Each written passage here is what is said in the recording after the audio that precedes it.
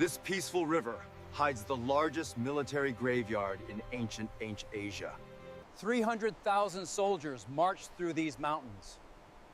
Almost none returned. One general with 30,000 men turned this valley into the perfect trap. In a single afternoon, water and steel decided the fate of two empires. This is the story of how willpower defeated numbers. Let me tell you. In the summer of the year 612, the Sui dynasty marched into the Korean peninsula with over 300,000 soldiers, iron-clad cavalry, siege towers tall as trees, and enough provisions to feed a city for a year. They came with certainty carved into every banner, with pride glittering on every spear point, believing a single campaign would crush the small kingdom that dared refuse submission. But what waited for them in those mountains and rivers was not fear, not surrender. It was a man named Ilji Mundeok, a general who understood that numbers mean nothing when the land itself becomes your ally. And when the exhausted Sui army reached the banks of the Salsu River, the trap was already set. The river ran shallow, too shallow. Half the army waded into the water, boots sinking into mud, relief washing over them after months of hunger and pursuit. Then the sky roared, a wall of water exploded downstream, drowning screams before they could form. Men vanished beneath the flood, horses tumbled like broken toys. From the ridges, Korean cavalry descended in a storm of arrows and steel, cutting down the survivors who clawed their way to the banks. Bodies choked the river until the water ran red under the summer sun. When the sun set that evening, the dynasty that had unified China lay broken in a foreign valley. Of the 300,000 men who marched south, only 2,700 would ever see home again. And the echo of that massacre would topple an empire. The world of the early 7th century was defined by two great powers, locked in an uneasy orbit around each other. To the west, the Sui dynasty had just completed what the warring states of China could not achieve for centuries. In the year 589, Emperor Wen unified a fractured realm into a single empire, stretching from the deserts of the northwest to the rice fields of the south. Roads connected distant cities. Canals carried grain to the capital. The bureaucracy hummed with a precision that had not existed since the Han dynasty collapsed nearly 4 centuries earlier. To the Sui court, the world seemed ready to bend. But to the east, across rugged mountains and deep rivers, stood a kingdom that would not.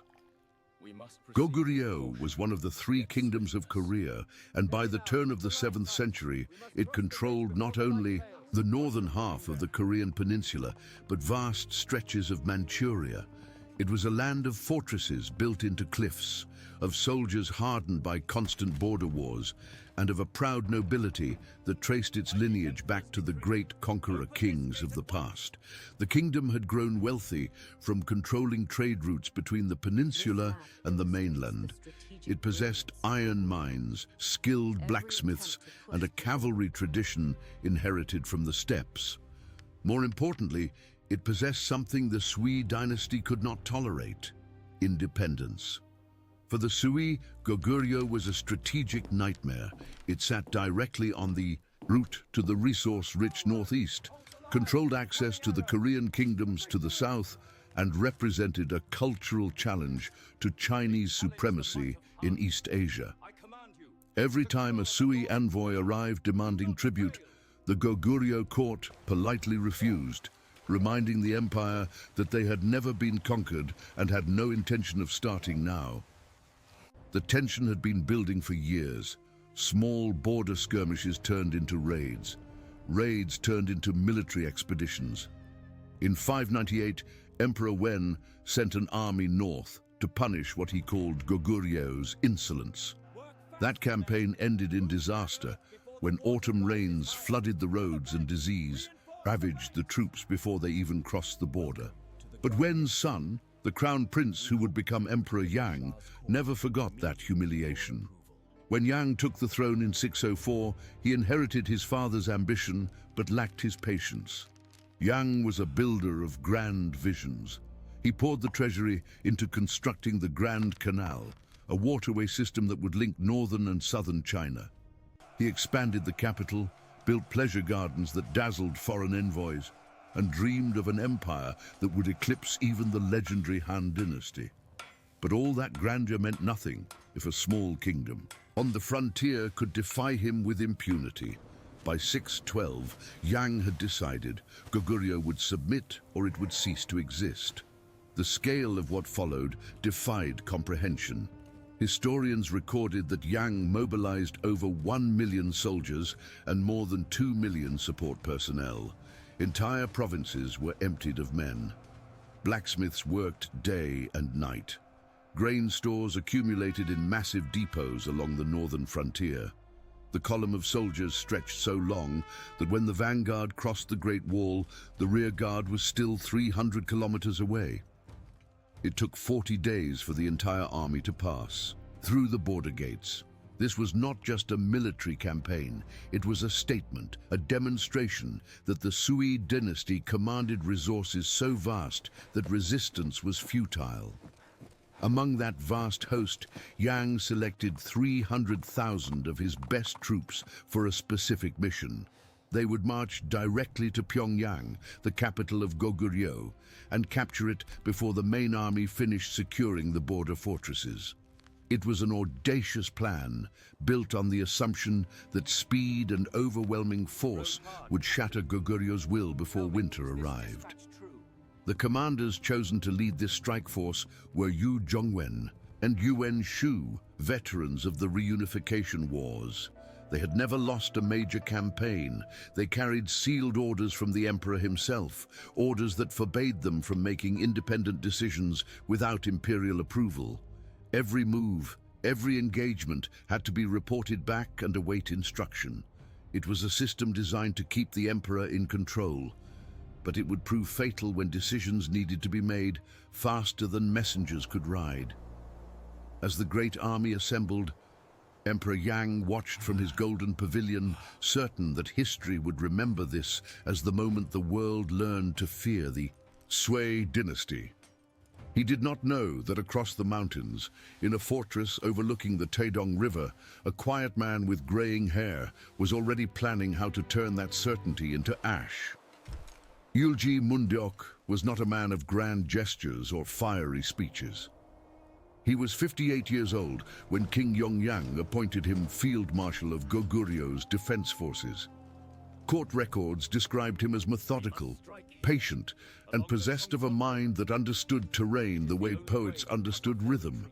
He had spent his life studying the geography of his homeland, walking river valleys, climbing mountain passes, memorizing every bend in every stream. To Yulji, the land was not backdrop, it was weapon, fortress, and ally. When word reached Pyongyang that the Sui invasion force had crossed the Liao River, Yulji convened his officers in the war room of the royal citadel. Maps spread across wooden tables. Candles flickered in the summer heat. Outside, the capital prepared for siege, but inside that chamber, Yulji spoke calmly about something far more dangerous than hiding behind walls. "We cannot win by strength," he said, his finger tracing the route the Sui army would take. "They outnumber us 10 to 1. Their supplies could feed our entire kingdom. If we meet them in open battle, we die. So we will not meet them. We will lead them." His strategy was elegant in its simplicity and brutal in its execution. First, Goguryeo would abandon every town and village in the invasion route.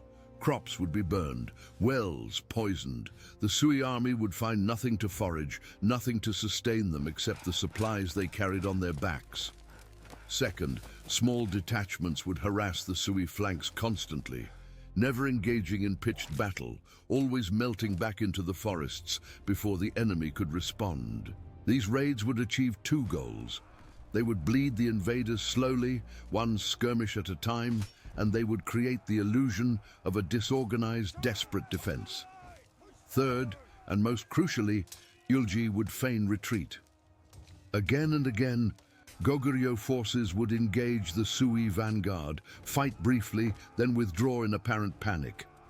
The Sui commanders would interpret this as weakness, as confirmation that their overwhelming numbers were working.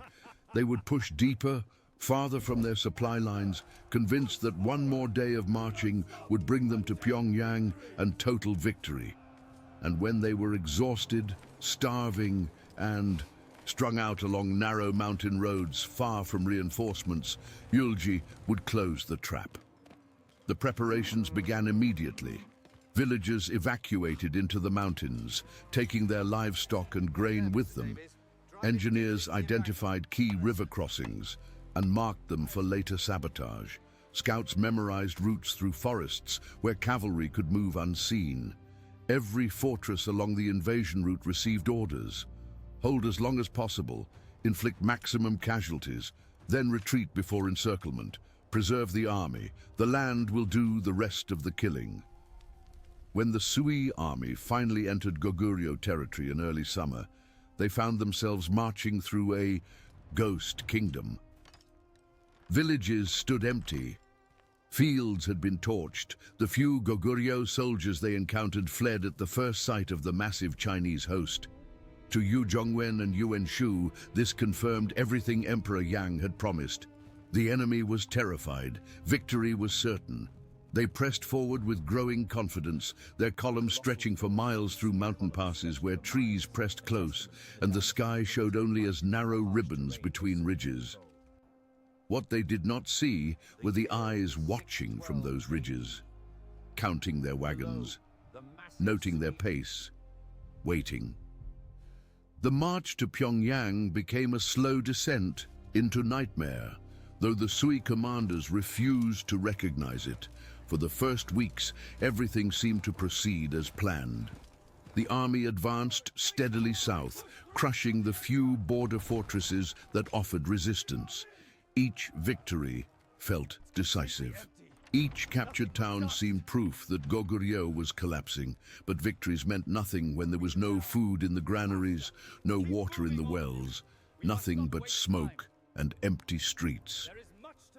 Emperor Yang had anticipated this. He ordered each soldier to carry enough grain to sustain himself for the entire march. It was a heavy burden, 70 pounds of rice strapped to, backs already weighted with armor, weapons, and camping gear. Within days, soldiers began discarding the grain to lighten their loads, confident they would find provisions ahead. They found nothing. The harassment began subtly. A patrol would vanish in the night. An officer riding ahead to scout the route would fail to return. Arrows would whistle from the tree line, striking down soldiers before anyone could even identify where the shots originated. When the Sui cavalry charged into the forest to retaliate, they found only empty trails and broken branches pointing in 3 different directions. Yulji had divided his 30,000 soldiers into dozens of mobile units, each operating independently, each tasked with the same mission: bleed them, frustrate them, never let them rest. The raids intensified as the Sui army pushed deeper into Korean territory. Supply wagons were ambushed and burned. Messengers carrying reports back to the main army were intercepted and killed. Bridges collapsed under the weight of the vanguard, delaying the march for days while engineers rebuilt them. The constant attacks frayed nerves more effectively than any pitched battle could have. Men who had marched with confidence now jumped at every sound in the forest. Sleep became impossible. Tempers flared. Officers argued over whether to continue south or consolidate their position, but the sealed orders from Emperor Yang were clear. Take Pyongyang. Do not stop until the capital falls. As summer deepened, the Sui army finally approached the walls of Pyongyang. They had been marching for nearly 3 months. Of the 300,000 who started the campaign, perhaps half remained combat effective. Disease, desertion, and constant skirmishing had whittled the force down, mile by mile. Those who reached the capital were gaunt, exhausted, and running on will alone. Pyongyang stood on high ground, overlooking the Taedong River, its walls ancient stone layered with centuries of repair and reinforcement. The Sui commanders expected a siege, a brutal, grinding assault that would take weeks. But when their scouts approached the gates, they found something unexpected.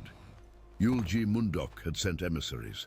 The general himself rode out to meet the Sui command under a banner of truce. He was older than they expected, his face weathered, his armor plain. He dismounted slowly, as if his bones ached, and bowed with the formality of a man who knew he was defeated. He spoke to the generals through an interpreter, his voice quiet, almost apologetic. His king, he explained, had finally recognized the futility of resistance.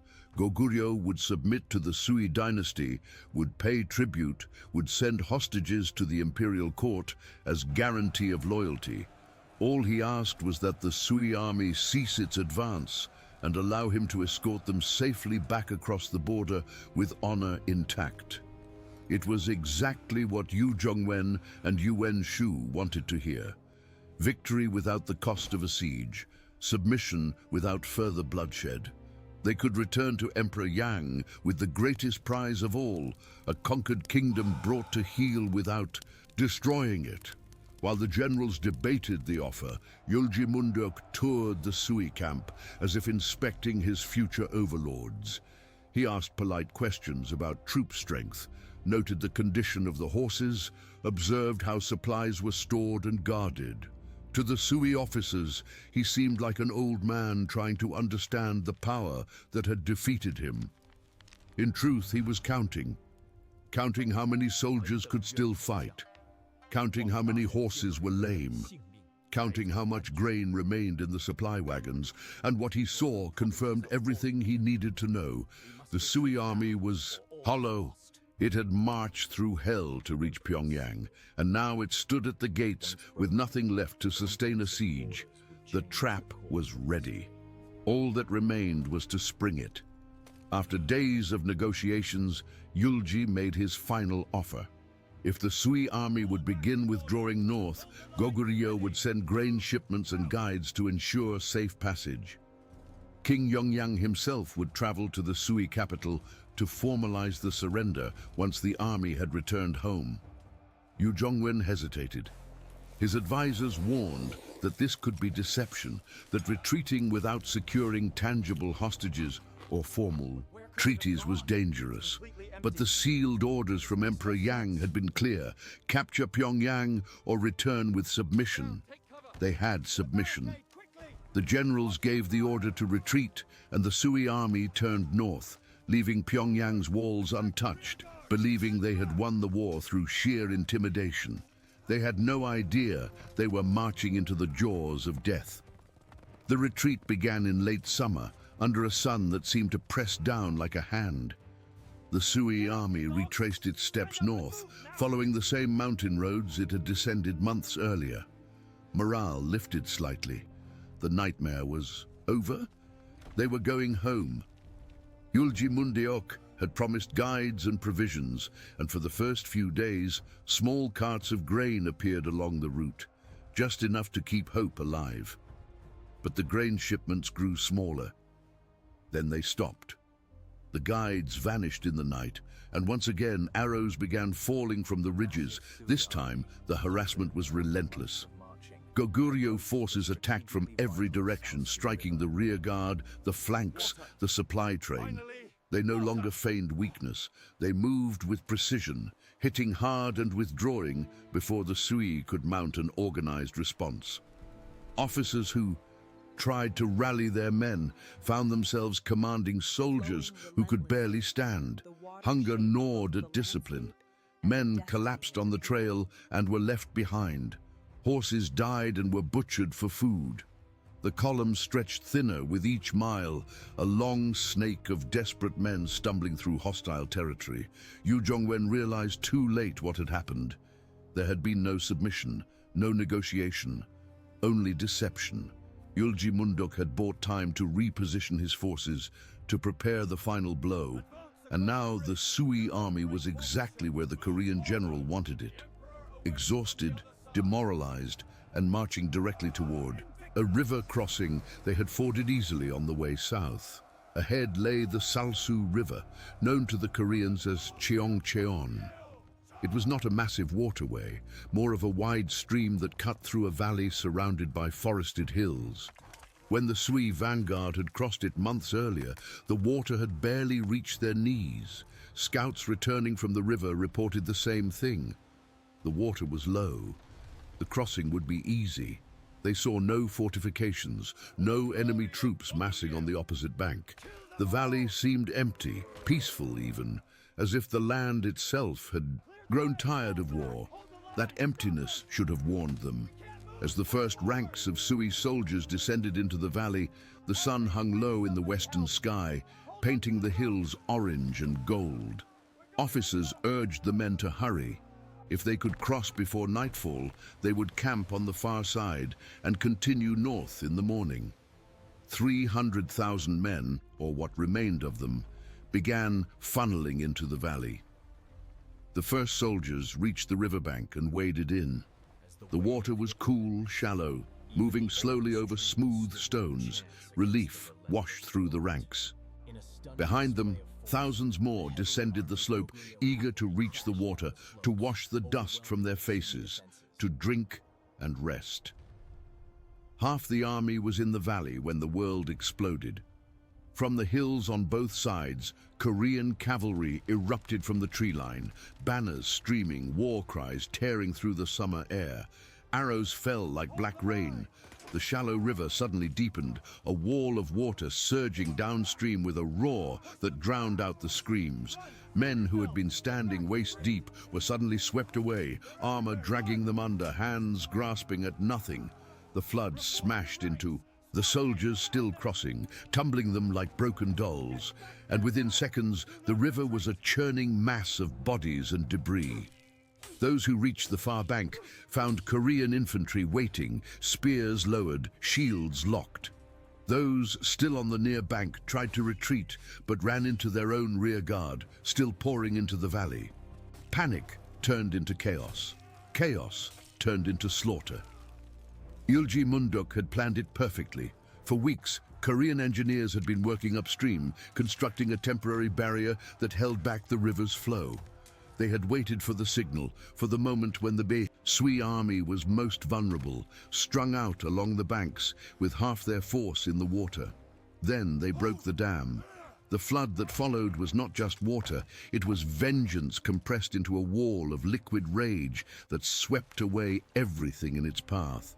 And behind it came the Korean cavalry, descending from every ridge, cutting off retreat, encircling the remnants of the once mighty Sui expedition. From a hilltop overlooking the valley, Yulji Munduk watched in silence. He did not cheer, he did not smile. He simply watched as the river that flowed through his homeland did what walls and fortresses could never do. It swallowed an empire whole. The Battle of Salsu lasted from midday until well after dark, though it ceased being a battle within the first hour. What followed was not combat, but annihilation. The Sui soldiers trapped in the valley had no formation, no command structure, no plan beyond blind survival. Officers screamed orders that no one could hear over the roar of water and the thunder of Korean horses. Units fragmented. Men fought alone, or in small, desperate clusters, swinging swords at enemies who moved like shadows in the fading light. The Korean cavalry struck in waves, each charge carefully timed to maximize confusion and fear. They did not engage in prolonged melees. They swept through, lances striking, then wheeled away before the Sui troops could organize resistance. Archers on the ridges fired continuously, their arrows finding targets even in the growing darkness, because the valley was so packed with bodies that missing was nearly impossible. Those who tried to flee north ran into Korean infantry, blocking the narrow mountain passes. Those who turned south found more cavalry cutting off escape. The valley had become a killing floor, and there was no way out except death or surrender. But the Sui soldiers, proud and desperate, chose death. They fought until their swords broke, until their arms could no longer lift shields, until they collapsed from exhaustion and drowned in shallow water still churning with debris. Yu Zhongwen, the general who had ignored every warning, tried to rally a final stand near the center of the valley. He gathered perhaps 1,000 men, formed them into a defensive square, and held through the night. Korean forces surrounded them but did not attack, content to let hunger and thirst finish what swords had started. By dawn, Yu was one of the few officers still alive, standing in a circle of corpses, his armor dented, his face hollow with the knowledge of absolute failure. When Ülji Mundeok's riders approached under a truce banner at sunrise, Yu Zhongwen did not resist. He simply removed his helmet, knelt in the mud, and waited for death. But Ülji did not execute him. Instead, he had the general bound and sent under guard back across the border, a living message to Emperor Yang of what hubris costs. The other Sui commander, Yuan Shu, had been farther back in the column when the trap sprang. He managed to escape with a few thousand men, fleeing north in complete disorder, abandoning weapons, supplies, everything but the desperate need to reach friendly territory. Korean scouts followed them for days, not attacking, simply watching as the remnants of the invasion force disintegrated. Men died of starvation, they died of disease, they died sitting beside the road, too exhausted to take another step. Of the 300,000 who marched on Pyongyang, fewer than 3,000 made it back to the Sui frontier. The rest died in the valley, in the river, or along the long road of retreat that became a highway of corpses. When the last survivors stumbled through the gates of the border fortresses, they were unrecognizable as soldiers. They were ghosts, hollow-eyed and silent, carrying a story too terrible to speak aloud. The news reached Emperor Yang while he was still encamped north of the Liao River, waiting for word of Pyongyang's capture. When the first messengers arrived with reports of disaster, he refused to believe them.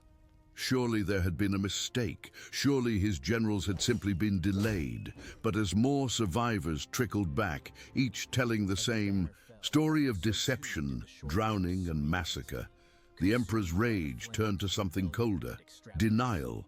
He ordered Yu Zhongwen and Yuan Shu stripped of rank and imprisoned. He executed Liu Shilong, the advisor who had convinced the generals not to capture Ülji Mundeok during the peace negotiations. He issued proclamations blaming everyone except himself for the failure. But no amount of punishment could erase what had happened. The Sui dynasty had sent its finest troops into Korea and lost them. All of them. The entire northern frontier now knew that the empire could bleed, that its armies were not invincible, that even overwhelming numbers meant nothing if the enemy was clever enough, patient enough, and willing to turn his own land into a weapon. The disaster at Salsu did not destroy the Sui dynasty immediately, but it shattered the illusion of imperial invincibility. Within a year, rebellions began erupting across China. Nobles who had been cowed by Yang's power now sensed weakness. Peasants who had been taxed to the breaking point to fund the invasion now refused to pay. The empire that had seemed so stable, so eternal, began to fracture. Yang tried again. In 613 and 614, he launched smaller invasions into Goguryeo, desperate to avenge the humiliation. Both failed. Ülji Mundeok used the same tactics: feigned retreats, harassment, and the slow grinding down of supply lines until the Sui armies retreated without ever reaching Pyongyang. Each failure accelerated the empire's collapse. By 617, China was in open civil war. By 618, Emperor Yang was dead, assassinated by his own guards in a palace coup. The Sui dynasty, which had unified China and dreamed of conquering the world, had lasted just 37 years. And historians would trace its fall directly to a river in Korea, where a quiet general had proven that empires die not from lack of soldiers, but from an abundance of arrogance. In Goguryeo, the victory at Salsu became legend. Ülji Mundeok was celebrated not as a conqueror, but as a protector, a man who had saved his nation through wisdom rather than bloodshed. Statues were raised in his honor. His name became synonymous with brilliant strategy. Generations of Korean soldiers studied his tactics, learning that size mattered less than understanding the land, that patience could defeat aggression, and that the greatest victories come not from charging into battle, but from knowing when to let the enemy destroy himself. The general himself lived quietly after the war, refusing titles and rewards. He had done what needed to be done, nothing more. When he died sometime after 618, the entire kingdom mourned, and even the new Tang dynasty in China sent envoys to honor the man who had humbled their predecessors. Centuries later, when Korea faced new invasions, new threats from empires that believed size equaled destiny, commanders would look back to the Salsu River and remember. Remember that 30,000 determined people defending their homeland are worth more than 300,000 invaders marching into unfamiliar ground. Remember that water flows downhill, but with patience and planning, it can be made to flow through an army. Remember that the land itself has memory, and sometimes it chooses sides. The river still flows through North Korea, calm now, its banks green with summer grass.